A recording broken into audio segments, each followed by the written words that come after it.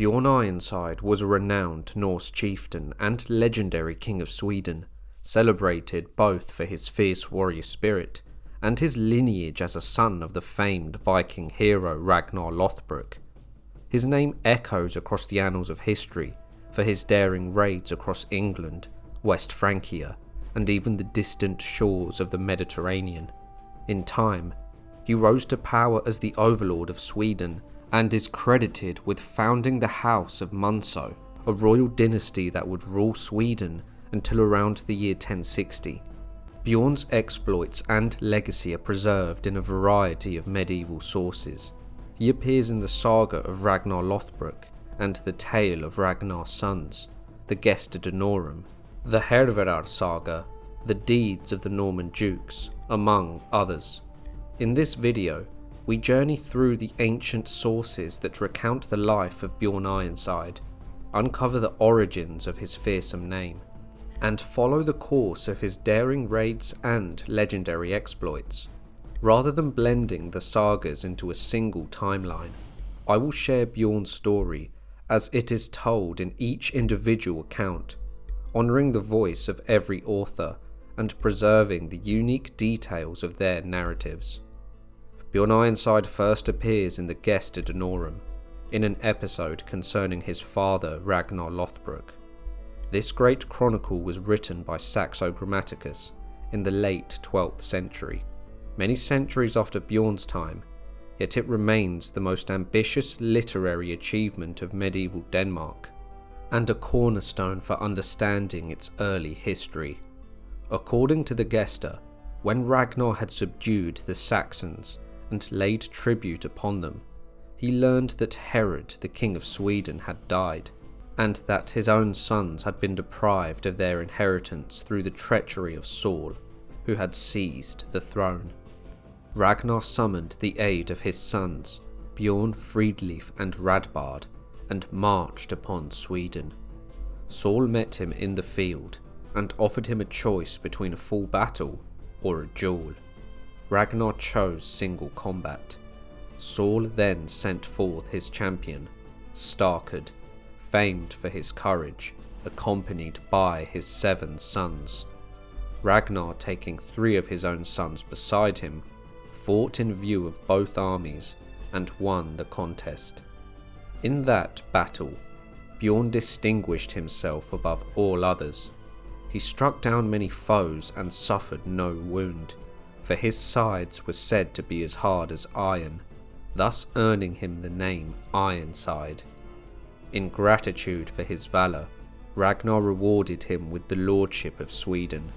Later, when Ragnar was captured and slain by King Aelle of Northumbria, Bjorn received the news while playing at dice, gripping the piece so tightly that blood rang from his fingers and splashed upon the table. He said bitterly that the throw of fate is more fickle than the cast of any dice. Bjorn then gathered a fleet of 400 ships and sailed to England. There, he openly challenged Aelle to meet him in battle.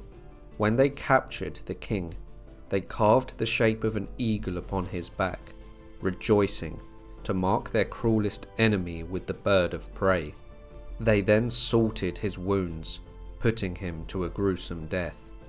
This form of execution became known as the Blood Eagle. Having avenged his father, Bjorn Ironside returned to his own kingdom, and thus ends his tale in the Gesta Danorum. According to the saga of Ragnar and his sons, composed by an anonymous Icelandic author in the 13th century, the tale draws upon ancient legends and oral traditions that weave together history and myth from the Viking Age. In this saga, Ragnar Lothbrok weds Åslaug, the daughter of the hero Sigurd, Fafnir's bane, who in Norse legend slew the dragon Fafnir. From their union were born 4 famed sons, Ivar the Boneless, Bjorn Ironside, Hvitserk, and Sigurd Snake in the Eye. The sons of Ragnar set forth on raiding across England, Normandy, France, and Lombardy. It is said that their boldest venture was capturing the town of Luni, for they had an ambition to march upon the city of Rome itself. Their exploits became the most celebrated in all the northern lands where the Norse tongue was spoken. When at last they returned to their father's realm in Denmark, they divided the territories among themselves. To Bjorn Ironside fell Uppsala, the heart of Sweden, and the wide lands that owed allegiance to it. Thus ends Bjorn's story in the saga of Ragnar and his sons.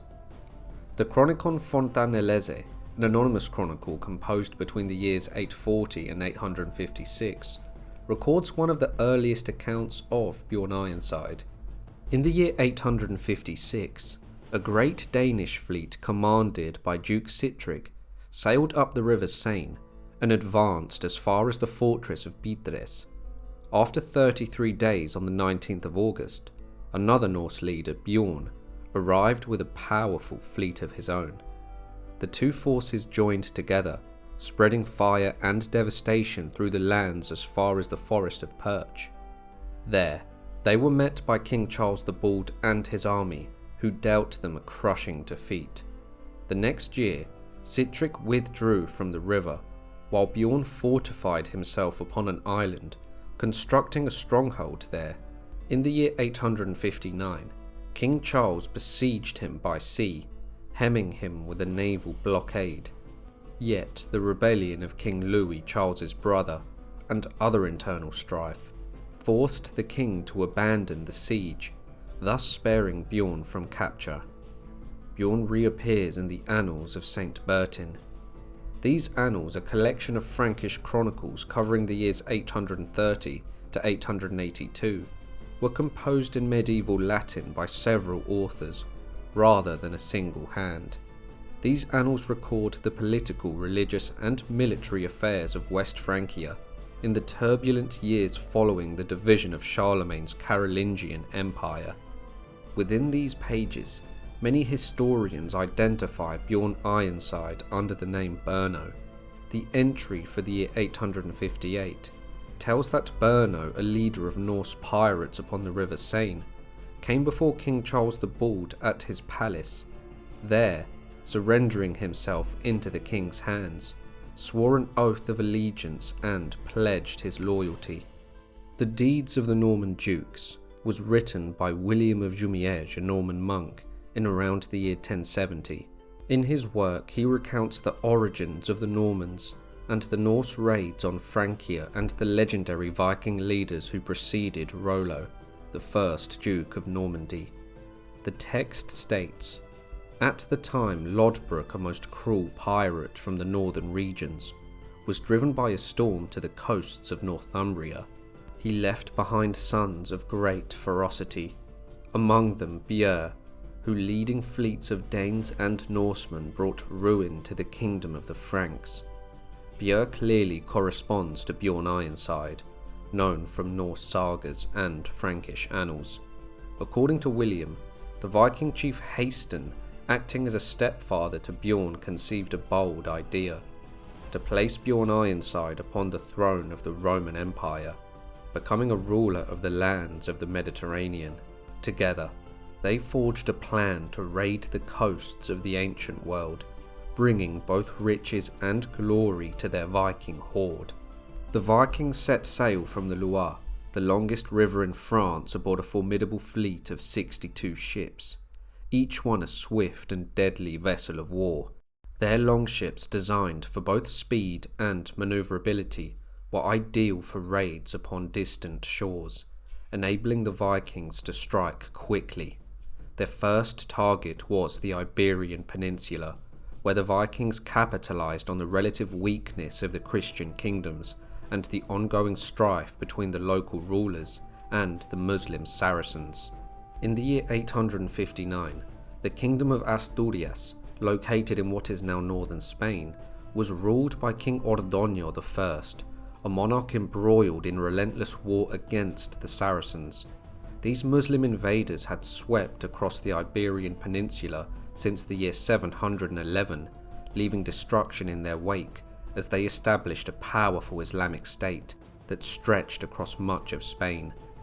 As the Vikings landed on the coast of Asturias, They were met with little resistance, and quickly set about raiding the region.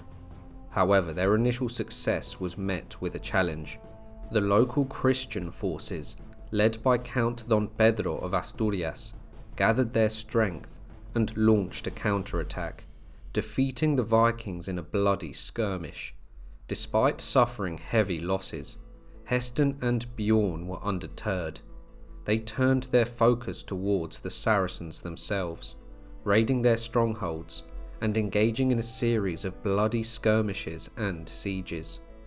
One of the most glorious and audacious raids of their campaign took place in the Emirate of Cordoba, a powerful Arab Islamic state that controlled much of southern Spain. Heston and Bjorn would besiege the city of Algeciras, a major port on the southern tip of the Iberian Peninsula. For 3 days, they laid siege to the city, their forces overwhelming the defenders. After taking the city, they looted the homes of the wealthy and burned to the ground the 2 most important mosques in the city. With their raid complete, they amassed a great wealth in gold, silver, and slaves, goods they would later sell or use to fuel their ongoing Mediterranean campaign. Emboldened by their success, Heston and Bjorn turned their sights southward, venturing across the narrow Strait of Gibraltar to strike at the heart of North Africa. The Vikings sailed to the coast of modern-day Morocco and Algeria, where they targeted the Idrisid dynasty, a Muslim kingdom ruled by the descendants of the Prophet Muhammad. The Vikings ravaged coastal cities, looting them for treasure and taking prisoners who would later be sold into slavery. Their rampage continued eastward to the Balearic Islands, where they laid waste to the islands of Majorca and Minorca, and further to the eastern Mediterranean, where they seized the coastal town of Orihuela. Their campaign also took them to the town of Neckel, where they established a temporary base and held the town for a period of 8 days.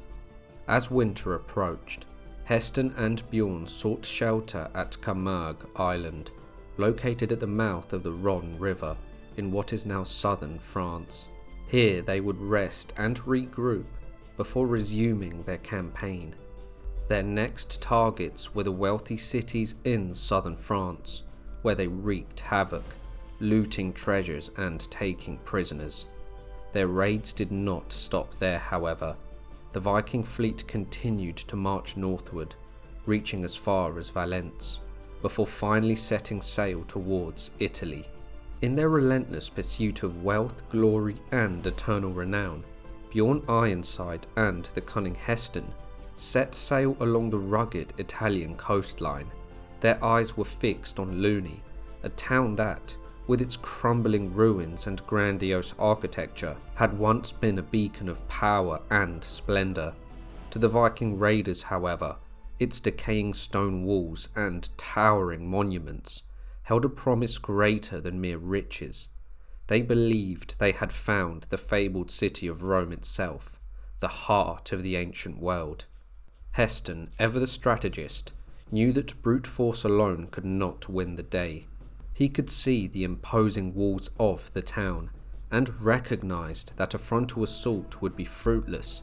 Instead, he devised a plan so devious and cunning that it would go down in the annals of Viking legend. He knew the town's religious zeal would be their weakness. Under the guise of a dying man seeking redemption, Heston ordered his men to carry him to the town's gates on a stretcher. His body feigned to be on the verge of death.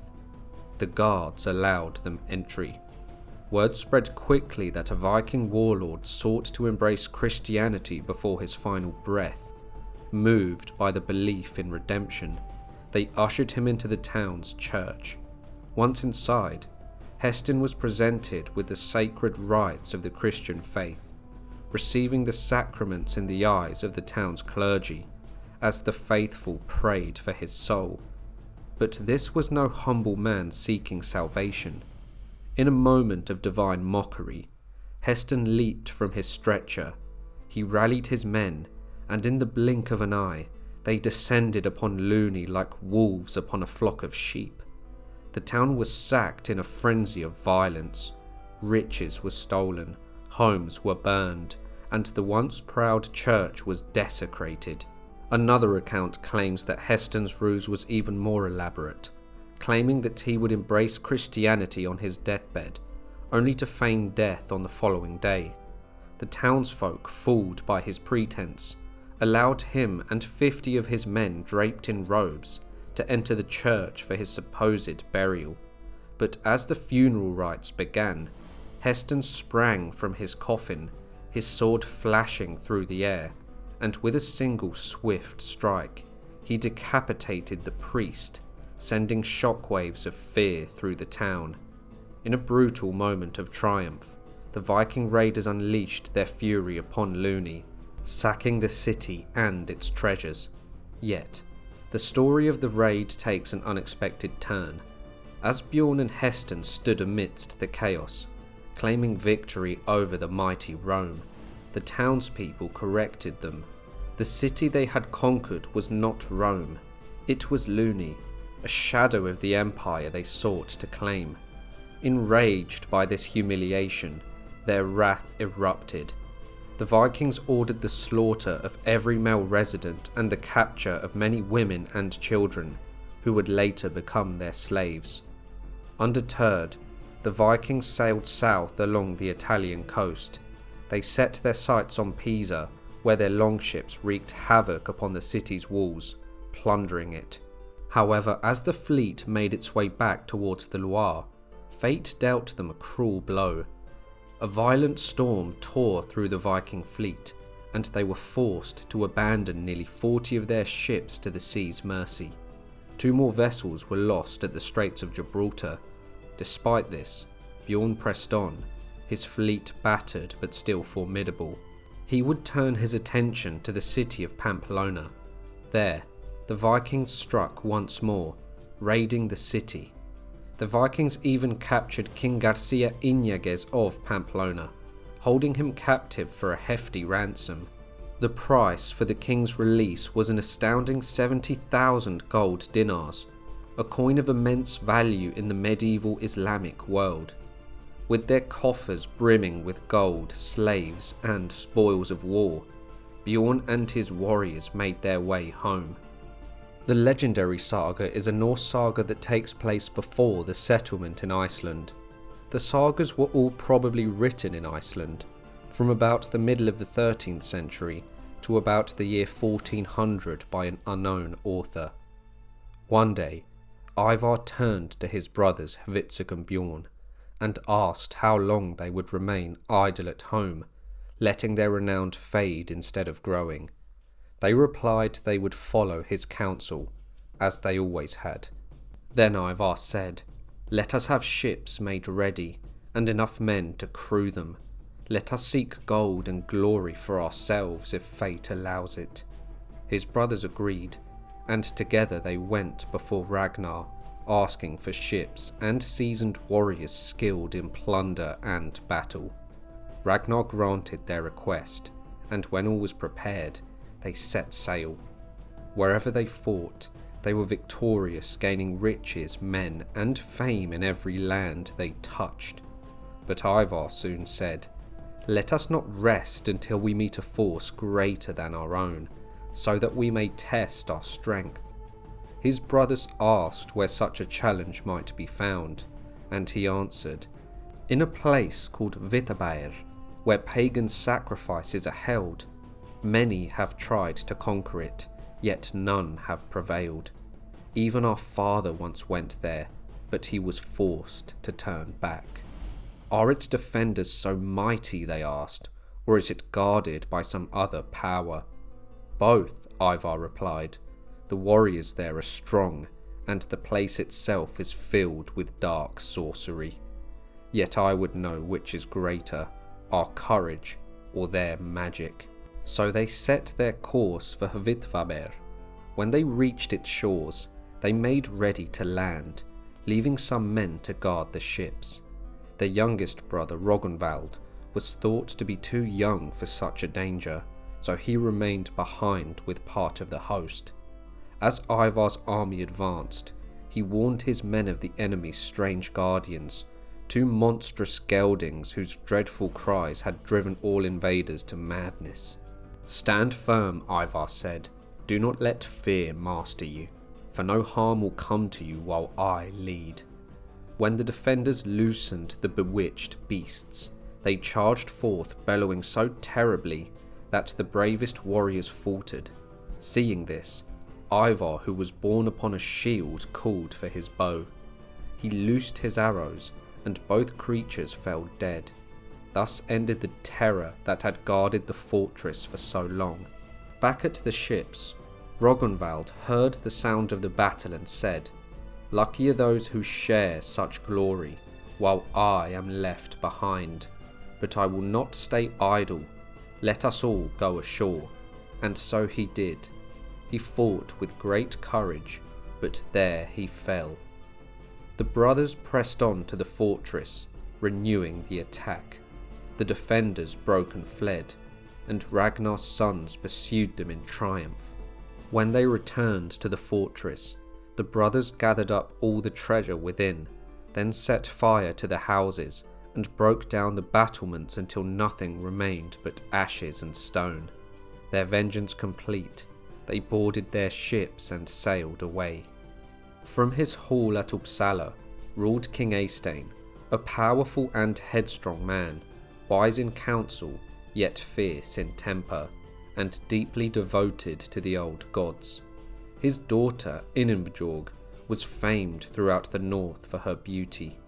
Eystein's most feared weapon was a sacred cow, named Sibilja, said to be filled with dark magic. Her dreadful bellowing could drive armies to madness, and so long as she guarded the land, no enemy dared assail Eystein's lands. Once King Eystein and Ragnar Lothbrok had been close friends. Each summer they held great feasts for one another, yet their bond was broken when Ragnar failed to appear at a wedding feast in Uppsala, an insult Eystein could not forgive. The quarrel began when Eystein had urged Ragnar to wed his daughter. Ragnar even pledged himself to her for a time, but Aslaug, warned by 3 small birds, revealed to him that she was the daughter of Sigurd Fafnirsbane and Brynhild. Realizing that Aslaug was of a nobler lineage than Eystein's daughter, Ragnar renounced the match and did not return to Sweden. Outraged by this dishonour, Ragnar's sons Erik and Agnar gathered an army and marched on Uppsala. Though an ill omen marked their departure, a man slain as their ships launched, they pressed on undaunted. There they met King Eystein's host in battle. The king loosened Sibilja before his men, and heard terrible cries filling the air, sowing confusion and fear among Ragnar's warriors. Many fell beneath the slaughter. Only Erik and Agnar held their ground.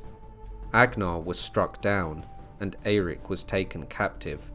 He was offered peace and the hand of Eystein's daughter, but he refused both, choosing death over dishonour. He asked only that his men be spared. Then, standing tall beneath the dark wings of the circling ravens, Erik was lifted upon a forest of spears, meeting his end with fearless pride. When Bjorn heard the news, he spoke a verse to his mother Aslaug. Though little is said in speech, a man may turn over vengeance in his heart, in his hawk-swift chest. We do not have a serpent nor a shining snake in our eyes, but my brothers gladdened me. I will remember your stepsons. When 5 nights had passed, Hvitserk and Bjorn had made ready 14 ships. 2 nights later, when a full 7 had gone by since their first vow to sail, Ivar had prepared 10 ships of his own, and Aslaug their mother another 10. Then the family met together, speaking of the strength they had gathered. Ivar told them he had also sent mounted warriors to march by land, so that their enemies would be pressed from every side. Word soon reached King Eystein. Messengers came breathless before him, telling how a fierce army had swept into his lands, burning, plundering, leaving no house standing and no field unravaged. "We shall take with us Sibilja, our sacred cow," said the king, "for she is a god to our people. Let her run before the host, as no man shall stand before her dreadful bellowing. Together we shall drive off this cruel and mighty foe." So it was done. Sibilja was loosened before the ranks, and her terrible cries shook the air. When Ivar saw her charging, and heard that unearthly roar, he ordered his men to raise their own clamour, to clash sword upon shield and shout their war cries, so that the beast's voice might be drowned in their fury. He told his shield bearers to carry him forward, closer to the heart of the fray. Then Ivar took up his bow and let fly his arrows. Each shaft found its mark, and the enchanted cow fell, struck down amid her own thunderous cries. The armies met in a storm of steel. Never, said the Swedes afterwards, had they known such a trial of strength and valour.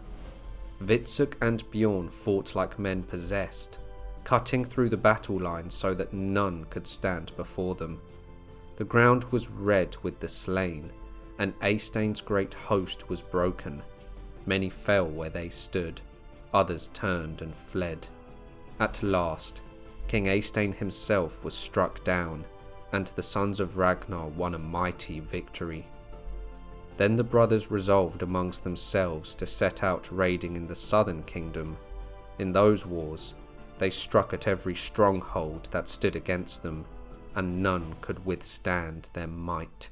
From there they sailed onward until they came to the city called Luna. By that time, they had laid waste to nearly every town and fortress in the whole southern realm. Their fame had spread so widely that no child, however young, did not know the names of Ragnar's sons. Yet even in their triumph they were restless. They swore not to rest until they had reached Romaborg, the mighty city of Rome itself, famed for its wealth, its multitude of men, and its glory. But they did not know how far the journey lay, and their army was so vast that they could no longer feed it. While they lingered at Luna, they gathered to speak of what should be done. Then there came before them an old man, withered, sharp-eyed, and cunning. When they asked who he was, he said that he was a poor wanderer who had spent his life travelling through many lands. From his words, the sons of Ragnar learned that the road to Rome was long and perilous, beyond their strength to follow. So they turned their course aside, and in their wandering they captured many towns that had never before fallen to sword or fire. Having harried long in the southern kingdom, the brothers then set their sails northward, to return to their father's realm, where King Ragnar ruled. Yet they knew nothing of his fate, or the battles he had fought, and their hearts were eager for tidings. As they passed through the southern lands, fear went before them. Wherever word spread of their coming, people fled their towns, carrying away what they could, so that the brothers found little left behind, neither food nor foe to face them. The journey continued until they reached Denmark, arriving there before the messengers of King Eilert. There they remained in quiet readiness with their men. When at last the messengers came to the hall where Ragnar's sons were feasting, they entered and approached the high seat, where Ivar the Boneless lay reclined. Sigurd Snake in the Eye and Hvitserk were playing Nefertafel, the game of kings, while Björn Ironside sat upon the floor, carving a spear shaft. The envoys of King Eilert greeted Ivar with courtesy.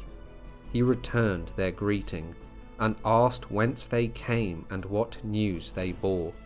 Their leader answered that they were men of England, sent by King Eilert himself, and that they brought tidings of Ragnar's death. At those words, Witzig and Sigurd let their gaming pieces fall from their hands, and all turned their eyes to the messengers. Bjorn rose slowly, leaning on his half-carved spear. Ivar asked them to tell every detail of how his father had met his end. So they told the tale from the time Ragnar landed in England to the hour he drew his last breath. When they came to the part where Ragnar had spoken his final words, the young boars will growl when they learn of the old boar's death. Bjorn gripped the spear shaft so fiercely that the print of his fingers remained upon it. When the tale was finished, he struck the shaft upon the floor, and it splintered in two. Then the brothers gathered in council to decide how they might avenge their father's death. They manned their ships and sailed for England, both night and day, allowing no word of their coming to reach the shore ahead of them. Soon, the war tidings reached King Aelle himself.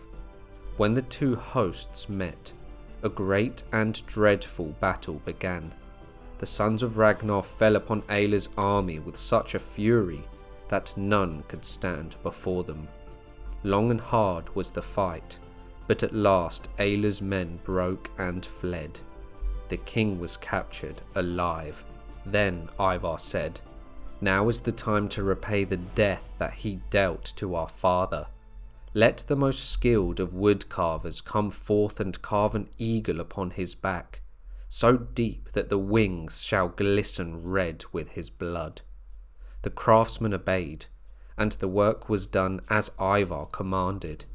King Aelle suffered greatly before his life left him, and thus the sons of Ragnar took their vengeance.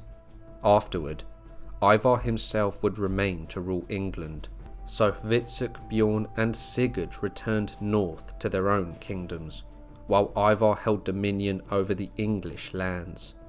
And when in time all the sons of Ragnar were dead, their warbands scattered across many lands. Yet those who had once followed them said that no other kings were ever their equals in courage, wisdom or might.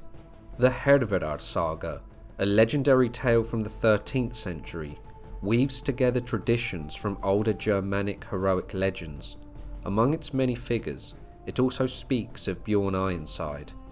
According to the saga, Eystein the Wicked, son of King Harald Wartooth, ruled over Sweden after his father's death, until he was slain by the sons of Ragnar, as told in their own saga.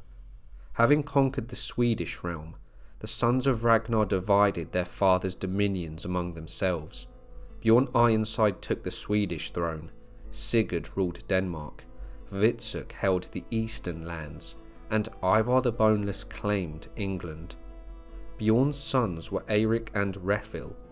Refil became a renowned sea king and warrior, while Eirik succeeded his father as king of Sweden, but reigned only a short while. After his death, Eirik, son of Refil, ascended to the throne, a powerful ruler and a great warrior in his own right. The saga continues by naming the descendants of Bjorn Ironside as the ancient kings of Sweden. The rumoured burial mound of Bjorn Ironside lies on Munsö Island in Lake Mälaren, Sweden, measuring some 20 metres in diameter and rising 5 metres high. The mound is part of a larger burial field that includes 5 burial mounds, a runestone, and roughly 145 round stone settings, representing a collection of ancient remains. Legend holds that King Bjorn Ironside himself was laid to rest within this mound, which is often called King Bjorn's Mound.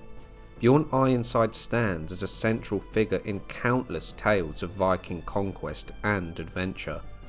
While historians debate the accuracy of these stories, his legacy endures in Norse mythology and in the rich tapestry of Viking legend. Atop the mount sits a runestone, though only a fragment remains, and its inscription is likewise incomplete. The stone likely dates from the late 11th century, making it several centuries younger than the mound itself. According to the sagas, After Bjorn's death, he was interred in a monumental mound near the shores of Lake Mälaren. The mound was said to be so large it could be seen from across the lake, and it was reportedly filled with the treasures and riches he had amassed during his life. Over the centuries, the mound became a place of reverence for Viking warriors and chieftains, who would visit to honour the legendary figure and seek the favour of his spirit.